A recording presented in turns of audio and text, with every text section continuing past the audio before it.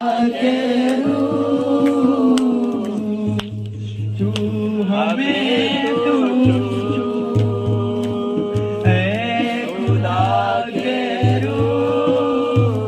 Yes Lord, जितने लोग टूटे मन से तुझे आज पुकार रहे हैं, जितने लोगों ने अपना हृदय खोला है, परमेश्वर उनके अंदर तू आ रहा है, क्योंकि तूने वादा किया है परमेश्वर कि जहां मेरे नाम से 2 या 3 उपस्थित होते हैं मैं उनके बीच में होता हूँ। और यहाँ बहुत सारे जन है खुदावन, तो हमारे बीच में है खुदावन।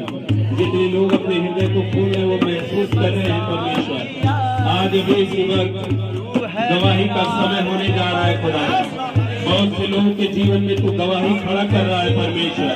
बहुत से लोग अभी गवाही देंगे कि जब हमने यहाँ परमेश्वर की इबादत किया, उछला कूदा, हमारे जीवन में ये चमत्कार हुआ, ये काम हुआ। हालेलुया। बहुत से लोग गवाही देंगे। यदि आप चाहते हो कि आपके जीवन में गवाही आए, आप परमेश्वर को महिमा दें, तो अपने हृदय को खोले और आत्मा में जाए, आत्मा में जाए।